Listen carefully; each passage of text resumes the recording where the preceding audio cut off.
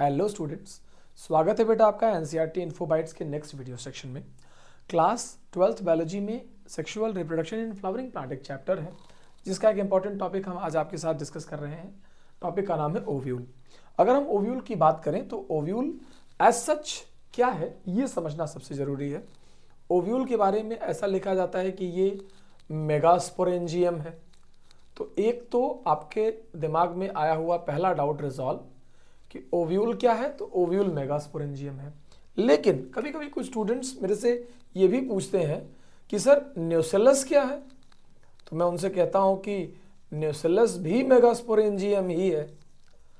तो फिर क्या ओव्यूल न्यूसेलस ही है? इस बात पर थोड़ा थोड़ा कंफ्यूजन आने लगता है बेटा। तो ये बात कुछ इस तरीके से रिजॉल्व होती है कि जो ओव्यूल है, जब हम इसकी बात करते हैं तो हम ओव्यूल को ट्रूली सेंस में अगर बोलें तो हम इसे बोलते हैं इंटेग्यूमेंटेड, यानी इंटेग्यूमेंट के साथ, कवर के साथ मेगास्पोरेंजियम। हम क्या बोलेंगे? इंटेग्यूमेंटेड मेगास्पोरेंजियम, एक ऐसा मेगास्पोरेंजियम जो कि किसी कवर के साथ है। अब हम ओव्यूल की एक परफेक्ट डेफिनेशन लिख पाए हैं, यानी ये बात एनसीईआरटी में लिखी है, ये ओव्यूल मेगास्पोरेंजियम है। लेकिन कभी कभी आप क्वेश्चंस करेंगे या पीवाईक्यूज जब करेंगे तो न्यूसेलस को भी मेगास्पोरेंजियम लिखा है। तो ओव्यूल को एक ट्रू सेंस में हम ऐसे भी बोल सकते हैं कि ovule is nothing but integumented megasporangium. Right बेटा?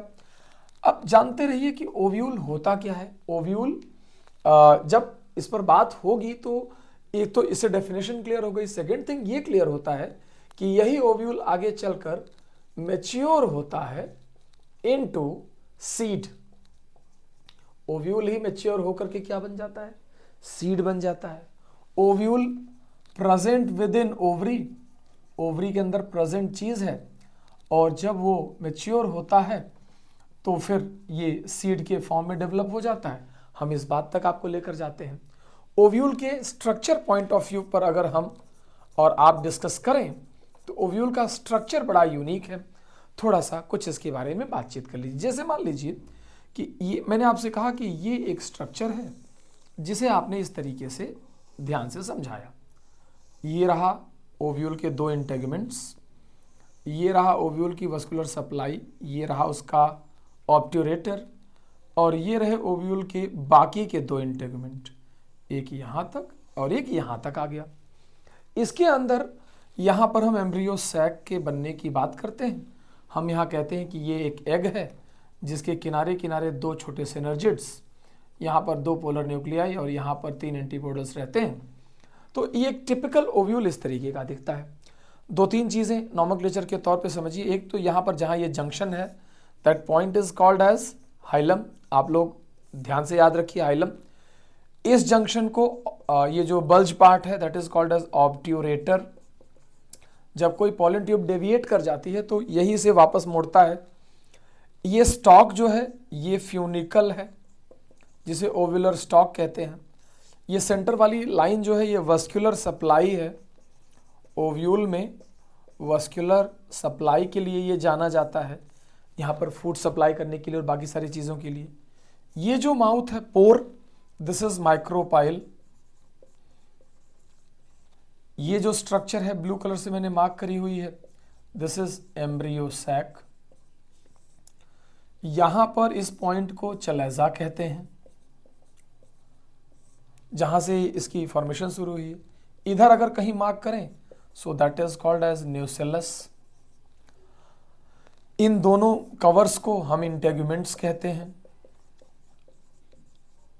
और आप इस तरीके से एक टिपिकल ओव्यूल जो सामने आपके ड्रॉ है दैट इज नथिंग बट, यहां पर फिगर का कैप्शन होता है एनाट्रोपस ओव्यूल। ये कैसा ओव्यूल है बेटा? एनाट्रोपस ओव्यूल है जो कि मोर देन 80% एंजियोस्पर्म्स में मिलता है। और मोर देन 80% एंजियोस्पर्म्स में इस तरीके के ओव्यूल पैटर्न को पाए जाने की वजह से हम इसे मोस्ट अकर्ड ओव्यूल भी कहते हैं, जहां पर कि माइक्रोपाइल फ्यूनिकल के पास मुड़ करके चली जाती है। तो ये ओव्यूल के कुछ स्ट्रक्चरल कंपोनेंट हैं। जब हम ओव्यूल के लेकर के आगे बढ़ते हैं तो हमारे पास कुछ और चीज़ें हैं जो आपको बहुत इंपॉर्टेंटली समझनी है। Ovule is the site of megasporogenesis. Ovule में ही मेगास्पोरोजेनेसिस होती है। ओव्यूल में ही हम बात करते हैं तो बोलते हैं कि मेगा गैमेटोजेनेसिस का साइट भी यही है। मेगा स्पोरोजेनेसिस तो है ही, साथ में मेगा गैमेटोजेनेसिस का भी यही साइट है। फर्टिलाइजेशन का भी यही साइट है। फर्टिलाइजेशन जिसे कि आप सिंगेमी की तरह सोचें। इसके साथ साथ हम ये बोलते हैं कि कहीं ना कहीं ट्रिपल फ्यूजन भी ओव्यूल के अंदर ही होने वाला इवेंट है बेटा। तो ये सब इवेंट यहां ओव्यूल के अंदर ही होते हैं। जब हम ओव्यूल की बात करते हैं तो हम कहते हैं कि ओव्यूल ओवरी के अंदर रहता है। जरा आप इस चीज को ध्यान से समझिए, मैं क्या बात करने की कोशिश कर रहा हूं।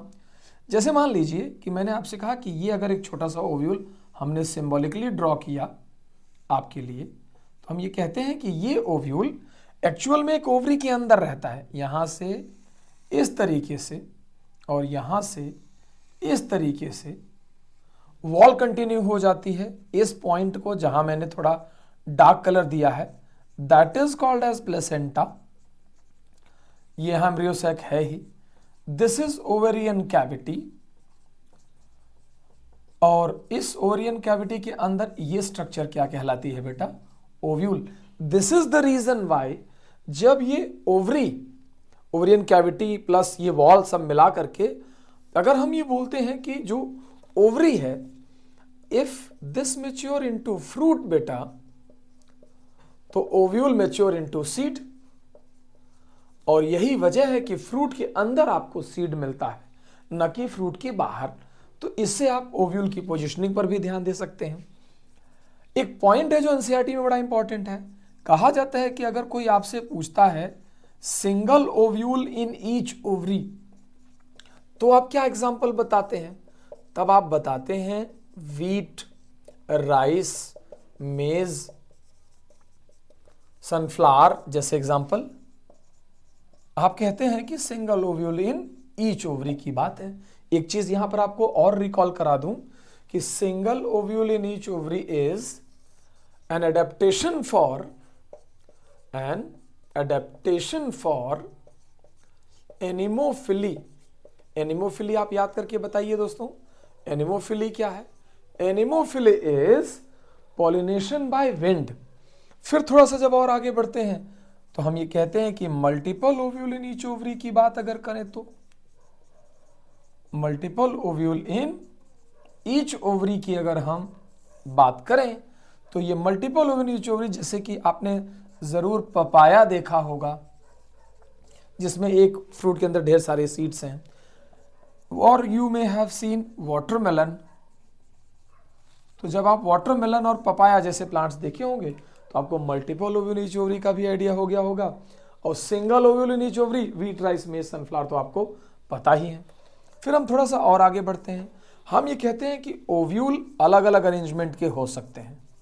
ओव्यूल कैन बी, तो आपने सुना होगा ऑर्थोट्रोपस, पहले एक ओव्यूल सुना होगा आपने ऑर्थोट्रोपस, जिसमें ओव्यूल ऊपर की तरफ रहता है। एनाट्रोपस नीचे की तरफ मुड़ जाता है। हेमी एनाट्रोपस आधा मुड़ा रहता है। ओव्यूल बिल्कुल हेयर ड्रायर की तरह लगता है। इसके अलावा थोड़ा और आगे बढ़े तो हमने बोला कैम्पाइलोट्रोपस, इसके अलावा एम्फीट्रोपस, और सबसे अंत में हम पहुंचते हैं तो हम पढ़ते हैं सिरसेनोट्रोपस। ये रहे 6 टाइप के ओव्यूल। मोस्ट एडवांस्ड हमने मोस्ट प्रिमिटिव यहां लिखा है, मोस्ट एडवांस्ड हमने यहां लिखा है। तो ओव्यूल के स्ट्रक्चर पर बात बहुत इंपॉर्टेंट है समझनी। ओव्यूल के अंदर हम क्या क्या इवेंट्स देखते हैं, ये ओव्यूल की पोजिशनिंग, ओव्यूल के यहाँ पर 2 सेटअप के एग्जाम्पल और टाइप ऑफ ओव्यूल भी मैंने समझा दिया है। बेसिकली ओव्यूल में ये सब बातें बहुत ज़रूरी हैं। इनमें जब हम पार्ट्स की बात करते हैं तो एक चीज़ की डेफिनेशन मुझे आपको ज़रूर बतानी थी, और वो ये था कि what is actually called as chalaza. Chalaza क्या होता है? तो जब आप चलाइजा जानते रहेंगे तो आप कहेंगे कि origin point of integument, origin point of integument, integument का ओरिजिन पॉइंट है चलाइजा। एक चीज और कि ओव्यूल नॉर्मली तो बाइटेगमिक होते हैं, जनरली ओव्यूल क्या होता है बेटा, बाइटेगमिक। लेकिन आप ये जानते रहिए कि लीची में और कैस्टर में, लीची में एंड कैस्टर में ये ट्राइटेगमिक हो जाता है, 3 इंटेगुमेंट वाला ट्राइटेगमिक हो जाता है, 3 इंटेगुमेंट के साथ हो जाता है। लीची में उसके 3rd इंटेगुमेंट को एरिल कहते हैं, यही एडिबल पार्ट है लीची का, और कैस्टर में उसके 3rd इंटेगुमेंट को कैरेंकल कहते हैं, जो सीड के बाहर बल्ज के फॉर्म में दिखाई देता रहता है। तो आपको मैंने आपके नीट रिक्वायरमेंट के हिसाब से ओव्यूल पर ढेर सारी बातें कवर करके दे दी हैं। आप इन सबको एक बार रिवाइज करिएगा, फिर मुझे बताइएगा बेटा। Take care.